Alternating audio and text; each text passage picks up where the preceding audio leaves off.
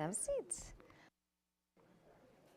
Good afternoon, everyone. My name is Nira Tandon, and I am president of the Center for American Progress, but also the Center for American Progress Action Fund. And I really want to welcome all of you today for a conversation with a group of elected leaders at the state level who are playing a critical role in advancing both a progressive agenda and offering a keen resistance to a number of Trump administration policies. And so they are both making positive change in people's lives as well as defending important critical issues. So I'm really excited for this conversation. We're going to have a discussion here, but also very much enjoy a conversation with the audience. And we're really thrilled to host this conversation. So just to do a brief introduction of this fantastic panel, we have immediately to my right Lieutenant Governor Kathy Hochul, who is the Lieutenant Governor of New York and a long-time advocate for women and working families.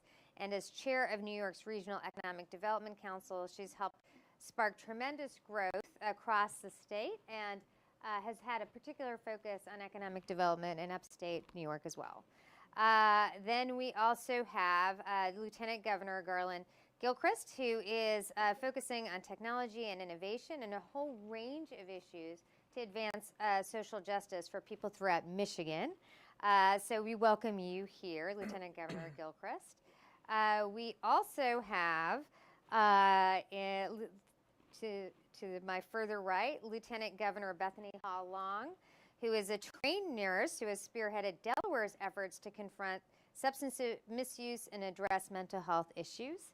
And Lieutenant Governor Howie Morales, who is a former special education teacher who has helped champion greater investment in New Mexico's public schools. And so you can see from our Lieutenant Governor's experiences and areas of focus that there's a wide range of issues that they are taking on, and really does demonstrate at a sort of microcosm level how Lieutenant Governors are a real engine of progress at the state level. So with that, I'm going to get started into this conversation, and again, really welcome everyone here. So one of CAP Action's focus over the next 2 years is to build out a bench of progressive leaders, support a bench of progressive leaders, but also ensure that there are progressive victories at the state level. And we had a really consequential election in 2018 where we have new leaders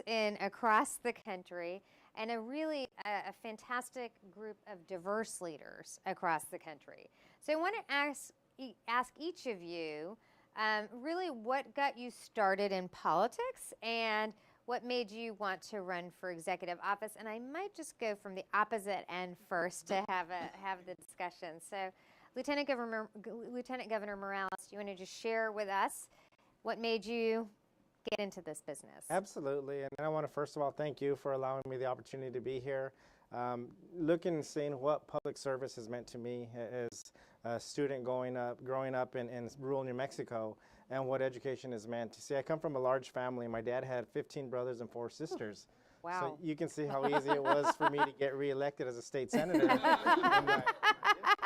But I hadn't thought of it that way. Of that large family, I was the first one that was able to go on to college and to obtain a degree and go on to get a PhD in education. And because of that, education has always been at the heart of what I do.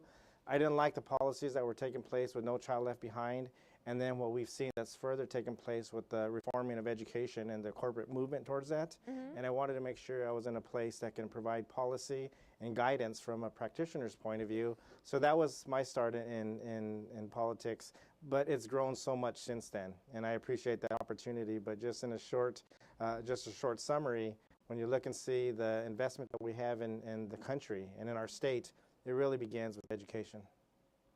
Right. Lieutenant Governor? Wow, similar. Delaware, Nevada, some distance. I too am a first-generation college graduate, and being married to someone who was in the military and as a professor in nursing, it was really important to me, both from a state rep and senator, such as yourself. I find that interesting. to really make a difference. And so for my end entree, it was really around, women's issues, but also working with the underserved, vulnerable populations, particularly being here, used to spend a decade here in Washington with my husband, who's at the Pentagon, working with veterans, mental illness, and homelessness. So actually being in the community was really one of the reasons I stood up, because for those who didn't have a voice. So that fits nicely into, I know, a lot of what the Center for American Progress and Action Fund is about, is transparency, giving people a voice who often don't have a voice, and how we can affect the working families so that everybody has the ability to have a stronger, healthy family and community. Lieutenant Governor Gilchrist. Well, I want to thank you, my Lieutenant Governor colleagues and CAP Action Fund for hosting this event. And I'm coming at this from a bit of a different angle. This is my first elected office. And I stepped into public service really due to the example set by my parents, who stepped up on a very, very local level. When they saw that there were changes they wanted to see at the neighborhood level, they stepped up and worked with our neighbors to make a difference. In this case, it was something very basic. It was making sure that public art was part of development in our neighborhood in Detroit. And seeing that example and building upon it is what led me to always feel like there was a role for everyone to play in how decisions get made. And I went to school to be an engineer. I'm a software developer by training. And connecting the ability to work with technology, something that some people are intimidated by, connecting that to the ability to form policies that are actually accessible and accountable to people is really what drove me to want to be in this realm. I actually left a career at Microsoft as a software developer, quit that to come here to move to DC after the 2008 election to be trained as a community organizer and one who could use technology to help mobilize people to elevate their political power. And so when I went home to Detroit in 2014, I ended up working for city government, something that I hadn't considered before, in the city of Detroit, to try to get an understanding about the machinations and the processes and how people's lives are touched by the only thing that touches every person, which is the government. And through that experience, I learned a great deal, and I believe that's what helped put me in a position to help serve people with the training that I received, and whether that's serving people in terms of how they come into contact with the criminal justice system, how technology can be used to enable and empower people and not discriminate, and how we can better connect our communities through transit and transportation and access to the internet is something that's very important to me, and I think very important to the people of Michigan. And so I'm proud to be serving them in that way. Fantastic. Lieutenant Governor Hochul. Well, I started my career actually growing up in Buffalo, a real blue-collar town, and my father and grandfather at the time had been steel workers, and I sort of saw the decline of my region when the major industries left. I cut my teeth in politics as a high school student, working to elect Senator Daniel Patrick Moynihan with Tim Russert.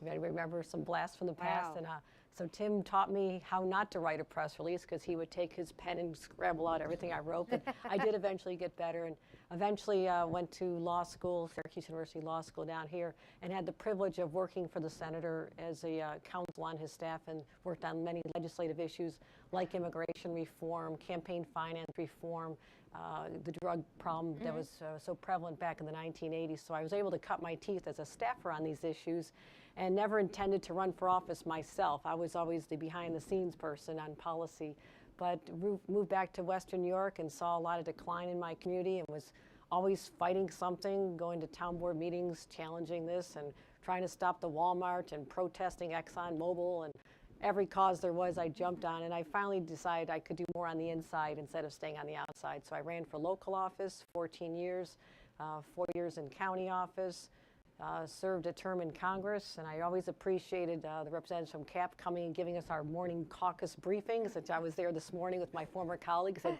we always looked forward to what you had to say, particularly when we were in the minority and we're trying to find a path to really develop an identity that would resonate with the voters. And so I appreciate everything that you've done for us. And so lost my seat in Congress because I would not turn my back on President Obama and the Affordable Care Act, and that became a very divisive issue in what was the most Republican district in the state of New York, which is much more like Texas than Brooklyn. And I have the scars to show for it, but I had the opportunity a year later to answer the call to serve again as Lieutenant Governor to Andrew Cuomo. I had to run in a primary general election, just won re-election. So I've been a lifelong elected official. And I don't know if that's a good or bad thing, but I've always spent a lot of my time. It's a good thing still. I spent a lot of my 11 elections, but I spent a lot of time trying to encourage women to run, because when I started, there were so few women, and 2018 was a breakthrough year. And I love seeing how many women are in Congress this morning, but back in our state capitol. So I think we're seeing some real progress. So I actually want to build on on your comment, Lieutenant Governor, because I think it's fascinating that we have an array of people who really came to policy or came to public service from a set of issues, whether it's public policy, whether it's public schools or mental health issues, or the divide between different groups and access to technology and other assets, essentially, or a range of issues. And what was really interesting about the 2018 election in particular is, which is also demonstrated by this esteemed group, is that it was one of the most diverse elections. We had, and when I say diverse elections, I mean the election of people who represent, more of the country than has been represented in the past. And I'd love for you to just talk about your own experiences and how you see that, just building on your comment about politics when you started and how few women there were. I worked in politics in New York in the late 1990s, early 2000. I worked on then Senator Clinton's race. She was the first woman to run statewide in New York at the time. And in many ways, there are a lot of barriers that have been pushed past in the last several years. So I'd just love for you to talk about maybe building on your comments about the change you see, and particularly in 2018, how you saw a changed election and perhaps what you see happening coming forward. Well, it was a huge election, not just in our federal elections in Congress, but in our state government. In New York State, the birthplace of the women's rights movement in Seneca Falls in 1848, and we celebrate the fact that we just had the 100th anniversary of women having the right to vote in our state. So we're always talking about this great legacy that we've inherited. But then I'm always pushing my audiences and people in government to say, well, what is our legacy going to be? How do we build on that?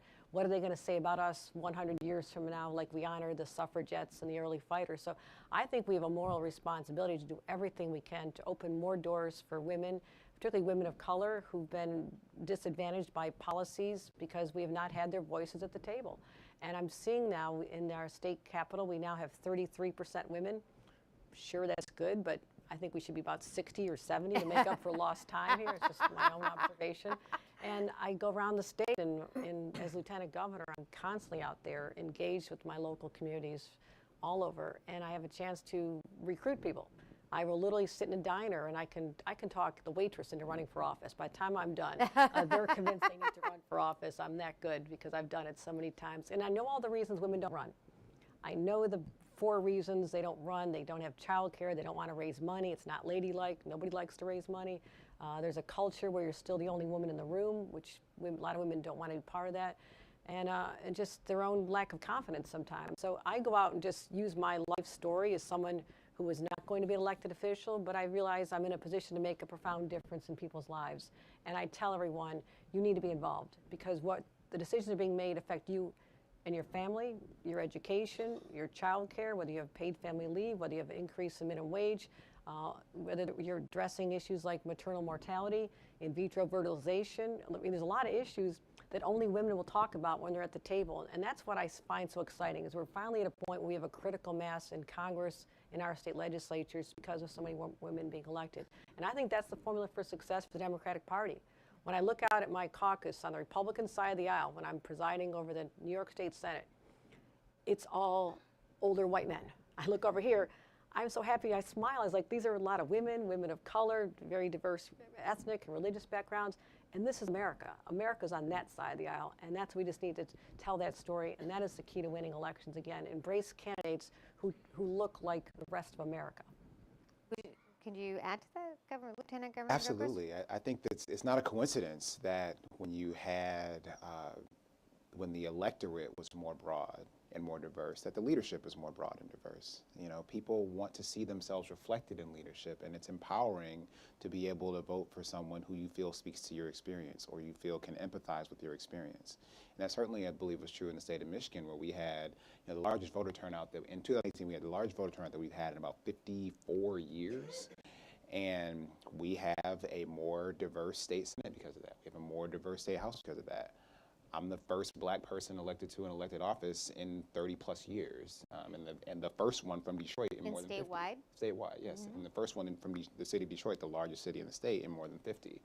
And so I think that we need to focus on, as Democrats, we need to focus on how can we engage more people directly within their experiences, go where people are and listen and learn and respond. And if we do that, if we show that not just our campaigns can be responsive to that, but that our proposals can be responsive to that our policies can be responsive to that the programs we implement can be responsive to that, I think that we will continue to see more people see themselves or see the public service as a possibility, maybe not as a candidate, but as a contributor, as a volunteer, as a staff person, as a leader, as an organizer. And we need people playing all those different roles. And the more diverse the entire cast of players is, I think the more robust the solutions that we're going to develop are too. And because what's good for all of us, I think, is truly good for all of us. And we need to be reflected there to make it happen. Lieutenant Very good. Governor Yeah, to Hall? add, so I don't repeat what has been stated, myself, like Kathy, have been involved in political service since the late 90s. And in Delaware in particular, we had our first governor who ran because she couldn't get her own credit card, Governor Minner. And for myself, during that time when she was running, we were seeing a lot of dissension. My first door I knocked on, the person said, "Oh, how nice of you to be out campaigning for your husband." We wouldn't hear that today. In 2016, 2018, we've made progress, but I think you're spot on. You know, whether it's as I look out in this audience here, it's persons of diversity and who make the family portrait complete.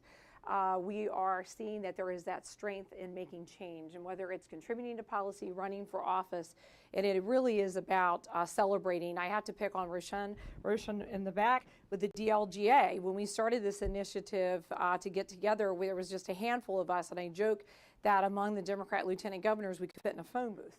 And so I'm really excited with the outcome that we've had, and I really think America recognizes that we are better when we are unified and have that diversity of family portrait. And so I am really excited. I've seen that shift, and I'm hopeful that those who are in attendance today, you know, recognize the importance of having policies that include all of America, such as you do here with the Center of American Progress Action Fund.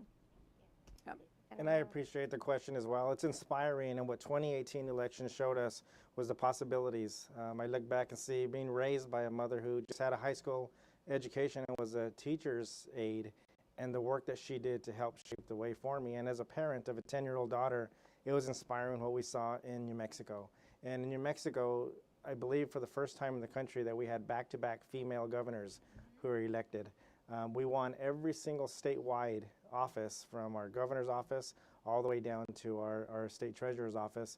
And I think it really showed when people get out, Democrats get out to vote and are energized, the impact that can take place.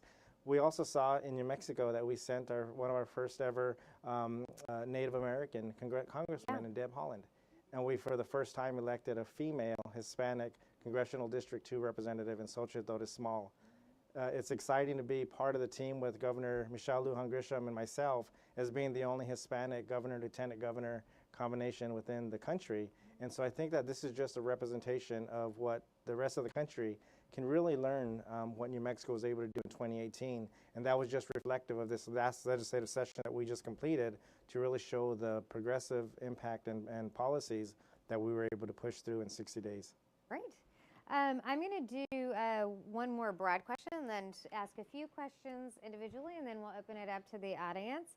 I do think in Washington we see a lot of the states from the perspective of the Trump administration, and meaning that there are a lot of policies that are being developed and pushed out that states are sometimes the bulwark against, and have to really defend those values against.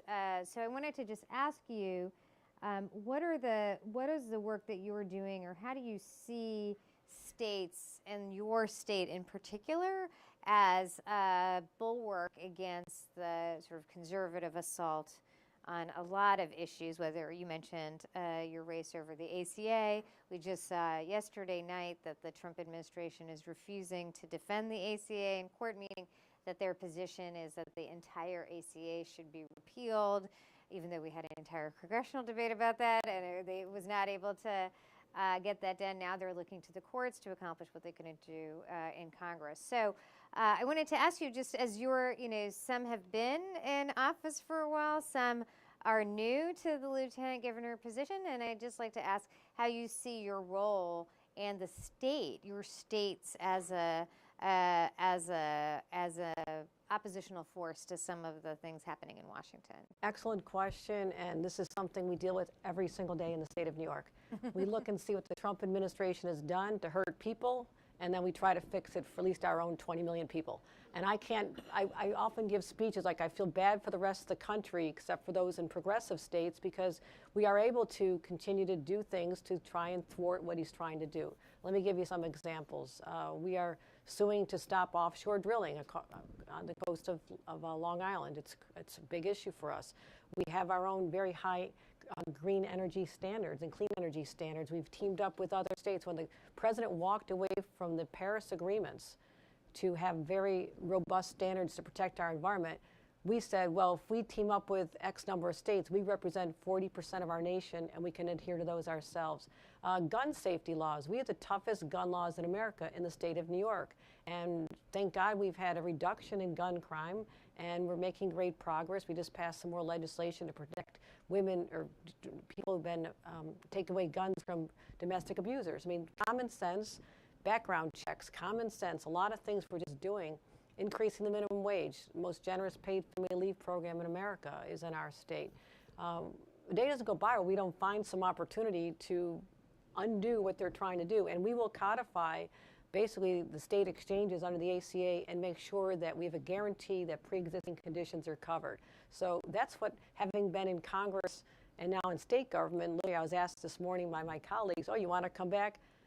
No, I actually want to get things done here. No offense, but we actually can say, at least for a large population that can then lead by example for other states, we get things done. And even on infrastructure, major responsibility of the federal government is to invest in infrastructure. They've abdicated. We're spending $150 billion in the state of New York to fix up roads, airports, train stations, bridges, because it has to get done.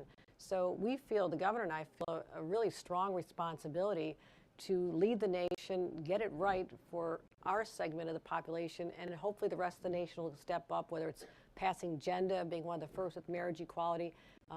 We do this every single day. And codifying Roe v. Wade just a couple weeks ago to make sure that you cannot assault this, which is what's happening in Georgia and other states where they're literally trying to outlaw women's right to abortion. Lieutenant Governor Gilchrist?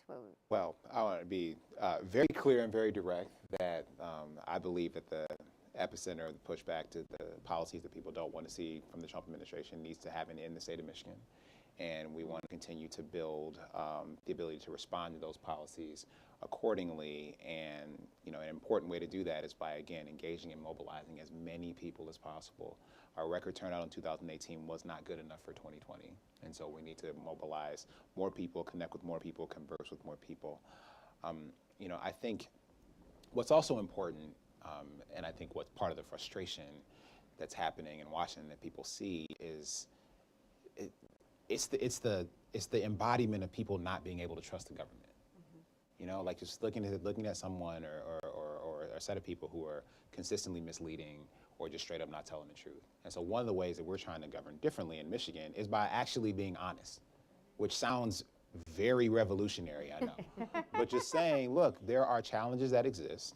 We want to be honest about what those challenges are, the size and shape of those challenges, and then introduce solutions that actually meet the size of those problems.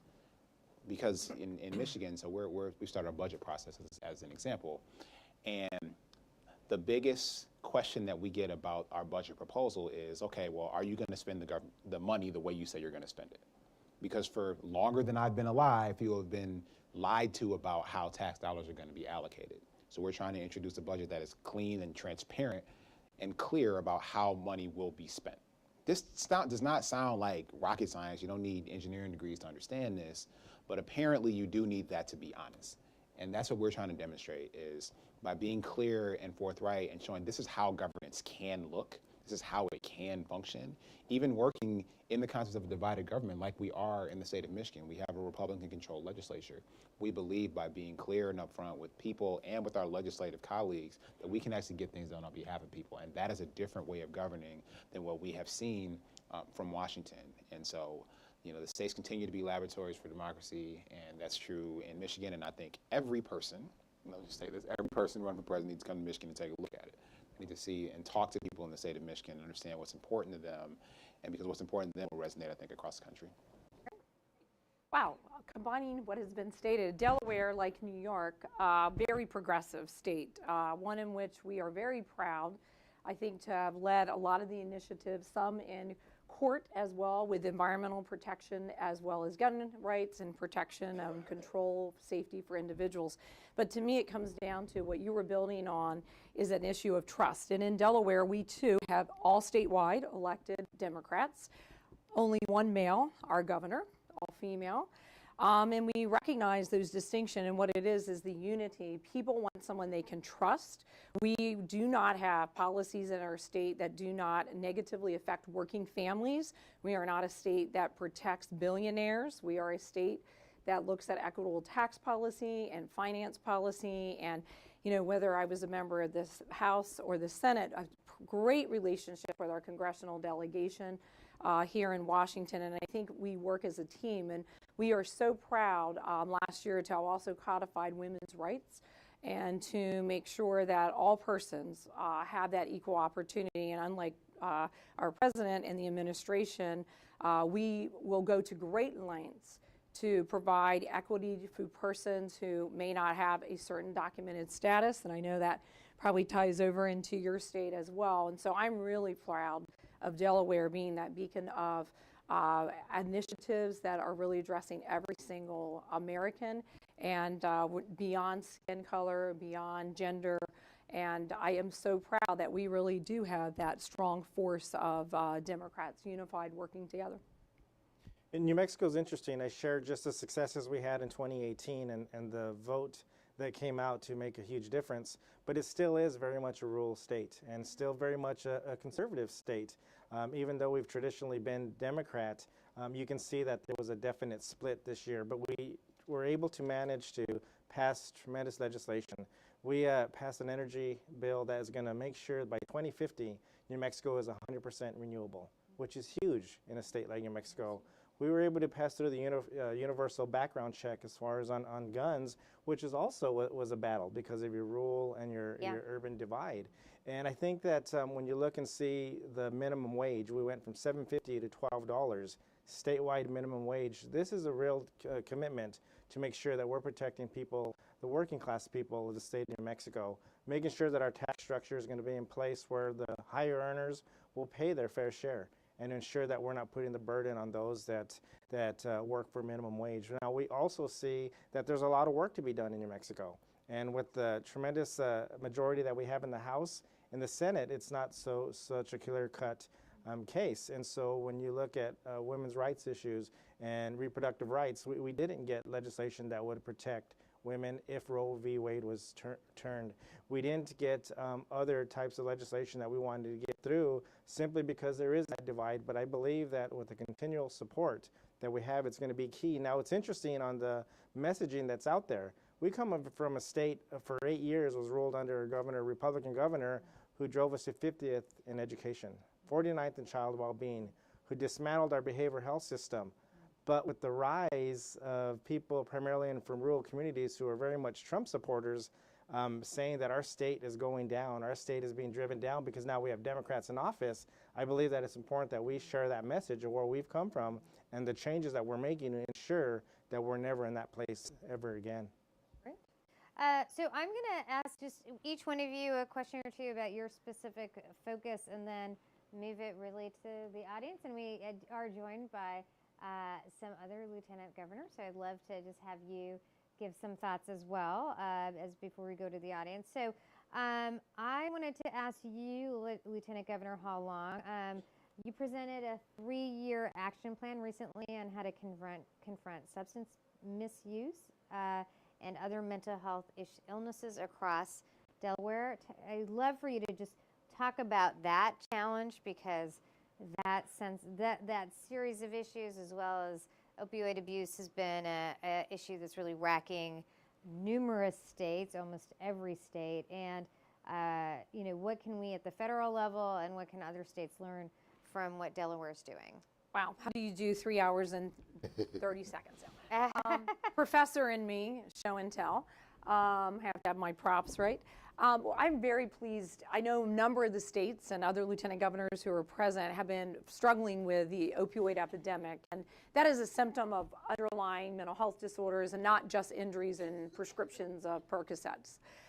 The issue that we were so proud to be able to do was to lay out a platform, and I know a lot of states are looking to Delaware's plan. We're pleased that we put forth an initiative that the feds should look to mimic, and how that should be done is not with bureaucrats and not with electeds and not with the quote-unquote just experts, but with the everyday people. And we were able to go out, because Delaware is small, we were able to do statewide forums and really meet the people who are impacted, not only with the addiction epidemic, but issues of brain health, whether it be autism to Alzheimer's, but to really lay an action plan out. And I'm proud to say of 1,100 recommendations, we whittled it down to 117 that are doable and action-oriented. And so we were the first in the nation to pass legislation on an overdose system of care. Working with Patrick Kennedy and others, we passed the mental health parity.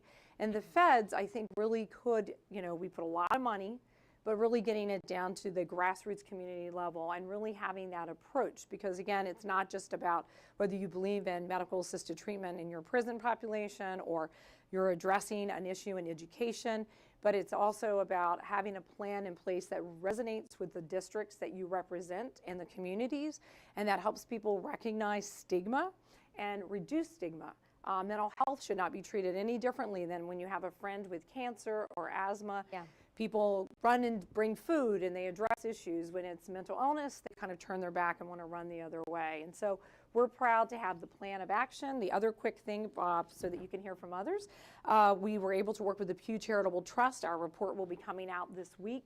That will be, again, a template I hope that other states can replicate and be a model for you. And finally, we've integrated that into our Lieutenant Governor's Challenge. Before, that was a lot of physical activity in the community. Now we've taken that and turned it into mental health, behavioral health, whether we're working with the arts community, whether we're working in mindfulness. We're making sure that in our schools, where people work, pray, play, that they have access to mental health services 24/7, 365. And so moving the needle slowly but surely. I mean, that's what progress is about. Lieutenant Governor Hochul, I'd love to just ask you about your experience in New York on economic development and the differentiation between regions. So I think a lot of what we're seeing in politics around the country is that there's a chasm on economic growth. There are a lot of communities that are really thriving in this moment, but there are communities, both rural and urban, that have been left behind by economic growth. And you've had a lot of experience in economic development work, regional economic development councils, and I would just love to get your perspective on how you can how you in New York are fostering growth in places like Buffalo, which have experienced much slower growth levels than, say, the economic engine of New York City. Well, we're very proud of the accomplishments we've had, because most of my adult life, places like upstate New York and Buffalo and hard-hit industrial areas and rural areas were just neglected. I mean, all the focus and attention and resources were going downstate to the New York City area, because that's where the political clout was in our state capital. That's where the population was. They had more legislators representing them. More money went that way. So when the governor was first elected and I joined him as an upstater, we said this has to be turned upside down. New York City is doing just fine, but the vast majority of our geographic region and much of the population is upstate. along the Erie Canal cities, the old Rust Belt cities, with the Syracuse and Utica and Rochester and Buffalo, as well as the rural areas. So what we did was we created a whole different dynamic where there's no more cookie cutter approach to economic development.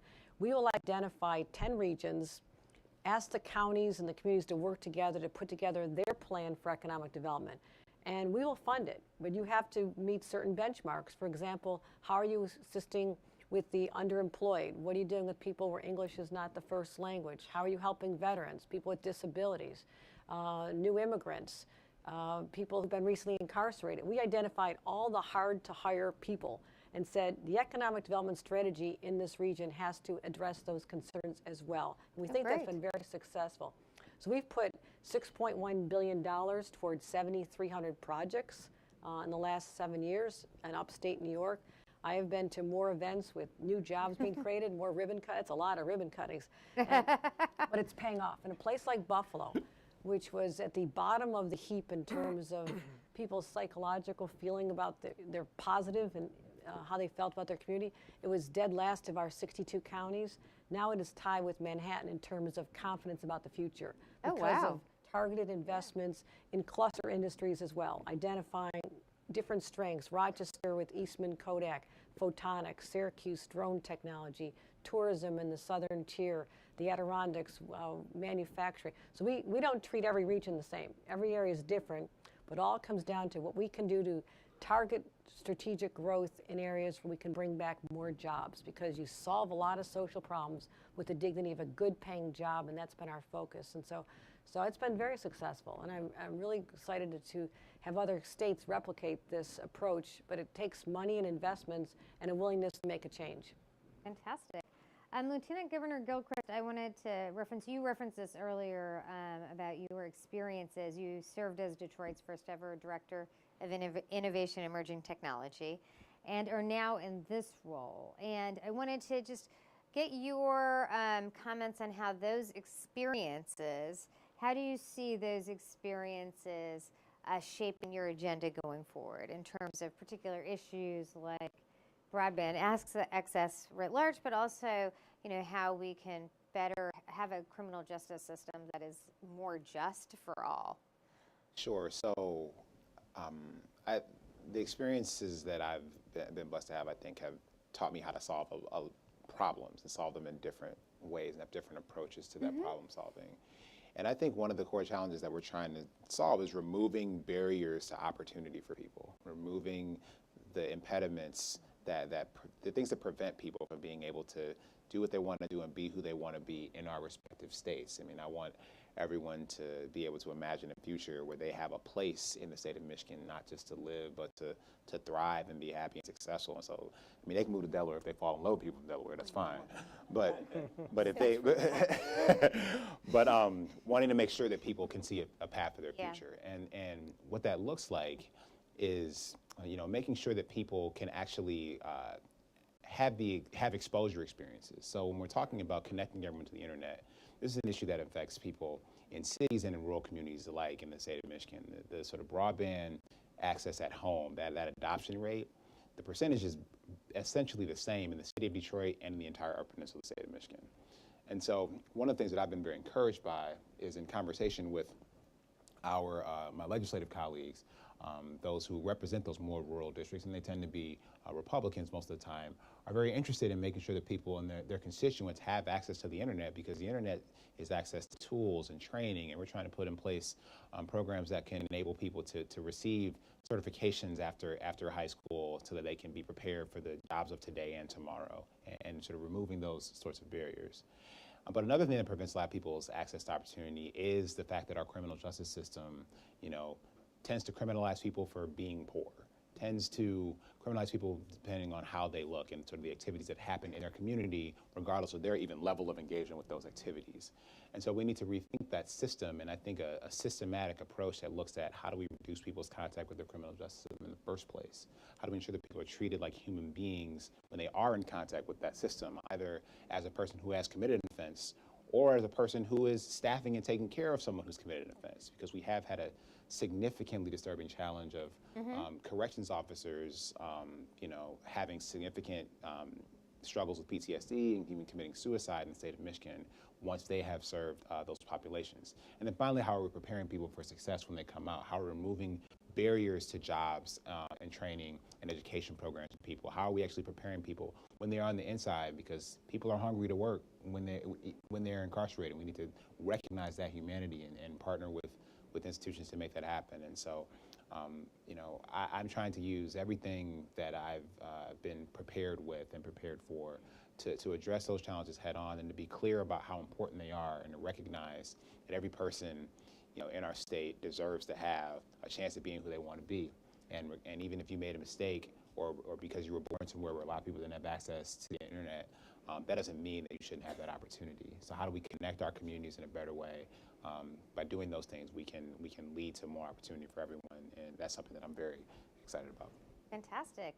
And finally, Lieutenant Governor Morales, you referenced the previous administration's disinvestment in education, and I know this has been a big focus for your administration in funding public education, and your own experiences in public education are really helping drive that. So could you just describe a little bit about your work and how you're seeing how you're seeing that as a unifying issue? And you referenced rural schools. I will just note that a lot of the teacher strikes that we've seen across the country have really started in rural communities, whether it's West Virginia or Oklahoma or Arizona.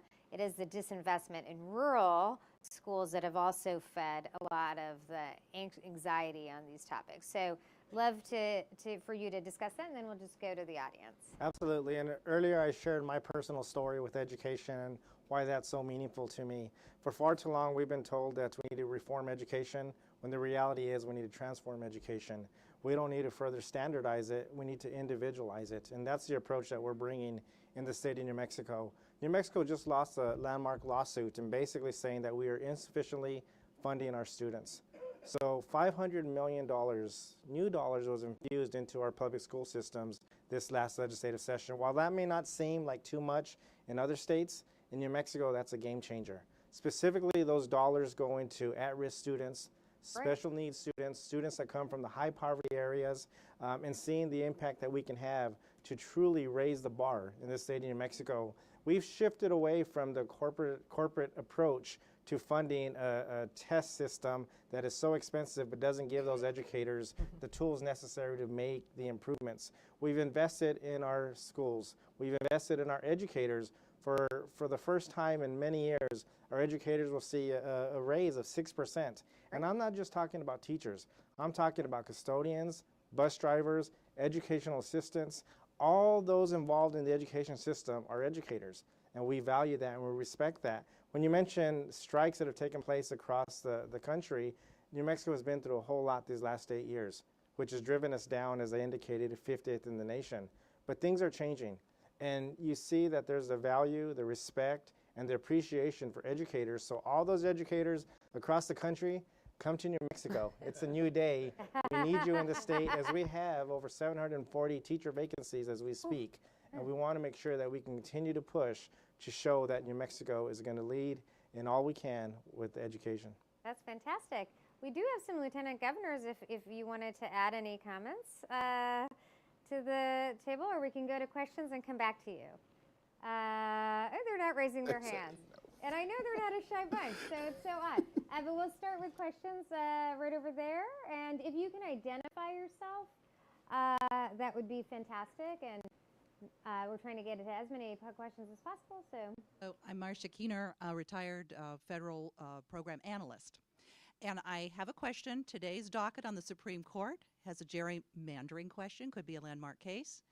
And it's been said at this morning's rally that we're all paying attention to the Russian interference in our election, but the biggest interference in our election could be domestic, actually. And I just wondered how that is being weighted in your states, in your roles, and how closely are you going to be watching this case? Great, that's a great question. I also just wanted to, as Billy comes back, acknowledge that we have Secretary Slater, who served in the Clinton administration as Secretary of Transportation here. So I wanted to Just thank you for being here. But the great question on gerrymandering, and I will say a lot of our states are facing very big questions in the 2020 redistricting process.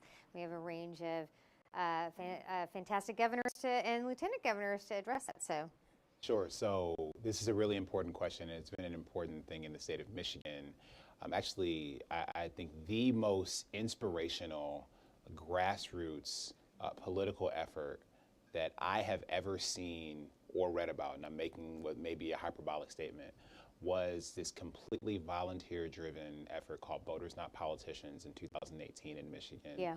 That led an anti-gerrymandering ballot initiative that will implement a Citizens Redistricting Commission in the state of Michigan that passed by a healthy margin in the 2018 election, and it helped drive some of that historic voter turnout. The organizing that I saw in that was really quite transformative. And so we also elected a Democratic Secretary of State who is now going to be getting to work on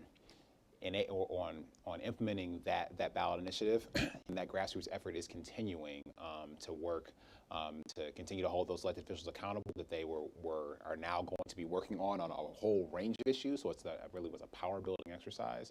But it's critically important to think about how we determine who has power and how we can prevent people from having their power swiped out from under them.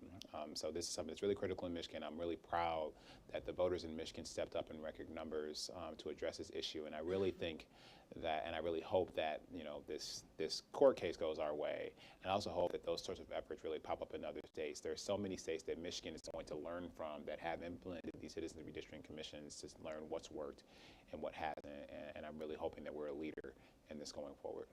Fantastic. Does anyone else want to say anything? I'd just like to share, in my past experiences, the first elected office that I was elected to was county clerk, which I ran elections in our county, and really appreciative of the work in New Mexico that's been taking place, because when you're talking about gerrymandering that's been happening, it is a concern because you have communities of interest and those that can be swept out, unfortunately. New Mexico's standing strong with our Secretary of State just this year. Access to the ballot box is extremely important, and in New Mexico you have to be registered to vote 28 days before you're able to be eligible to vote. We changed that this year, and we passed where you can have same-day voter registration. And I think that this is key because we're sending a message down to 2020, and when the redistricting process takes place, that the country is changing, and our state is changing, and we have to make sure that we can reflect those changes in the way that we can distribute the power within our state legislature and our congressional districts. I will just add that, of course, we're watching the case, but gerrymandering has been used as a tool of oppression for minority communities my entire adult life. And particularly when you see over the last decade that the power was concentrated primarily in states with majority Republican governors and legislatures. And look what we have.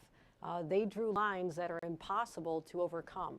I'm very hopeful with our new infusion of Democratic governors and lieutenant governors and changing the balance of power in some of these states that we can finally get back to a true representation instead of dividing districts in a way that they can never have a Democrat win. We've suffered the consequences of those decisions, and it has to stop. And we have to have citizens step up and understand how detrimental this has been for our democracy. Redistricting gives us a new opportunity.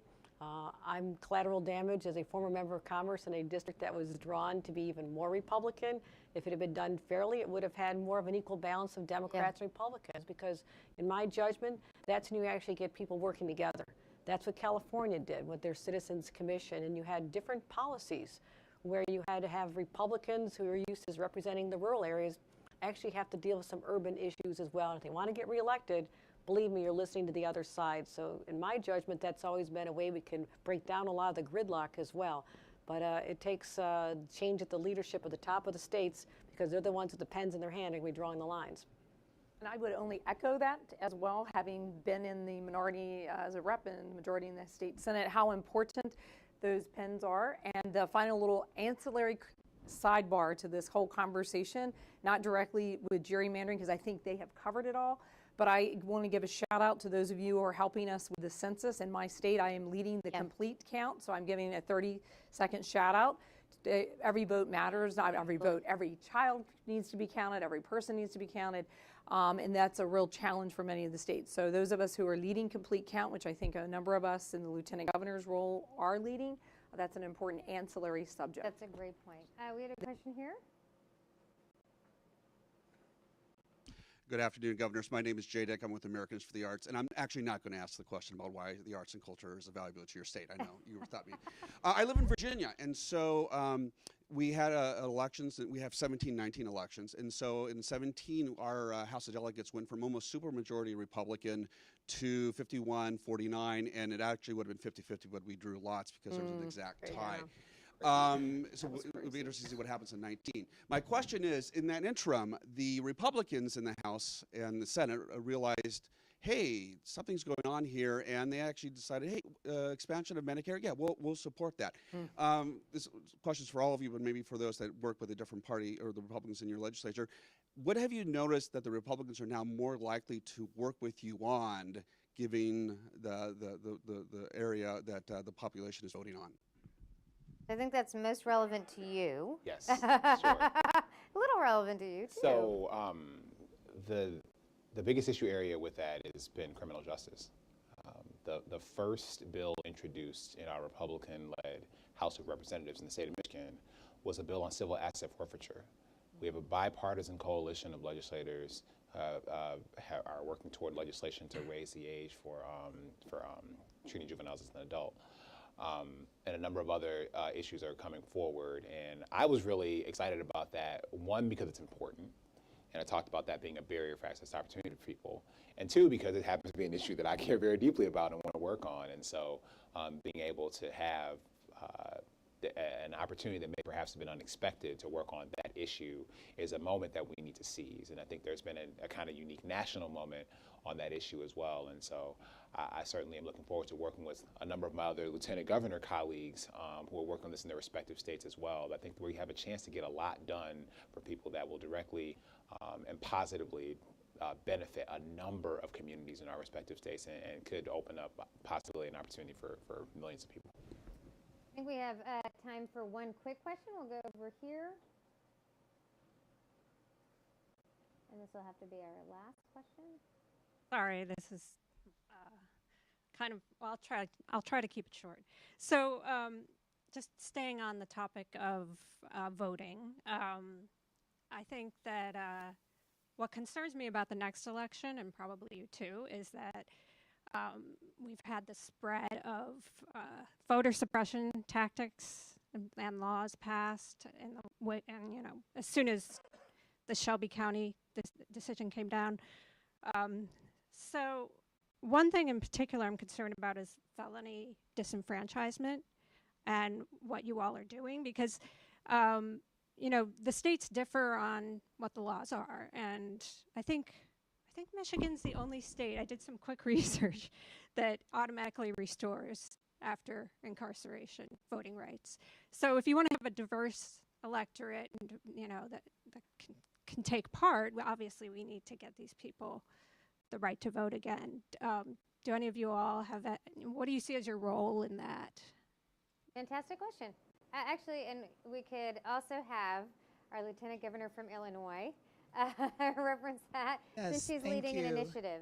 Well, I was excited to hear that question. I'm Juliana Stratton, Lieutenant Governor of the state of Illinois. And in the last session, I was in the House of Representatives in Illinois. I sponsored a bill that had two parts. Number one, to allow people that are pretrial detainees in jails to have access to the ballot. Cook County Jail, where we once had 10,000 people in the jail, now closer to around 6,500. But it has now become a voting site, election site, voting site.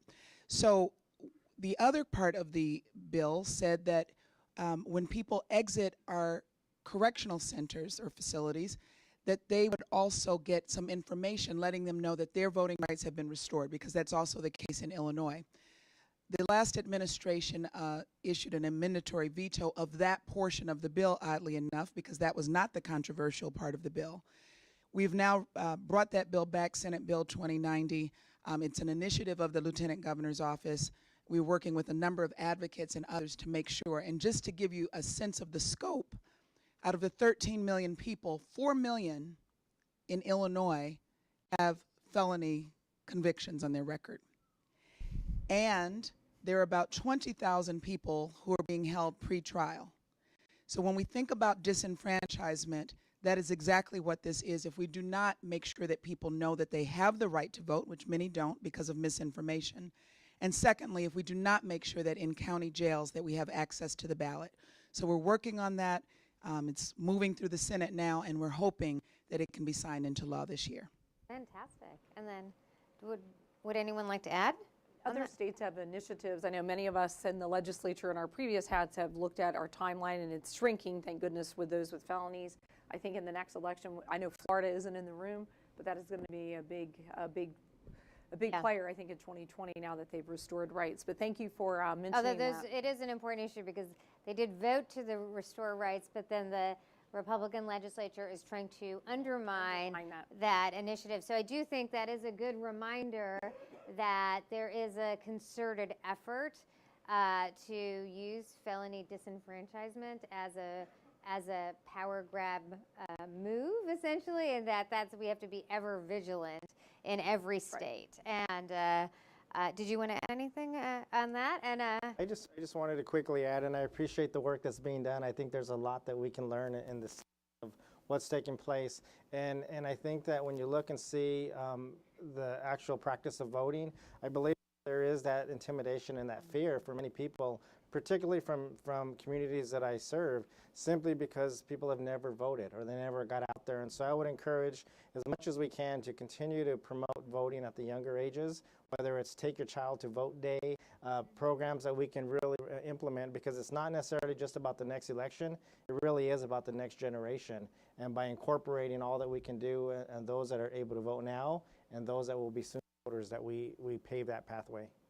Right, and just on that final point, because we did mention the Trump administration, I do think on the issue of voting and ensuring people have the right to vote, we are facing an administration that is sending messages to lots of communities, particularly immigrant communities, about voting and the access to the vote and using scare tactics around that. So as we go through to 2020, I think it is important to think through disenfranchisement in multiple ways, whether it's felony disenfranchisement or messages sent to different communities really designed to scare them. So I think we are really thrilled to have done this panel with DLGA, and also I do think this has been a great reminder in a time of very divisive politics in Washington that there's progressive action and leadership and a next generation of leaders at the state level. And so we're really grateful for all of you being here today and all the work you will be doing in your roles as Lieutenant Governor. All right, Thank you. Thank you.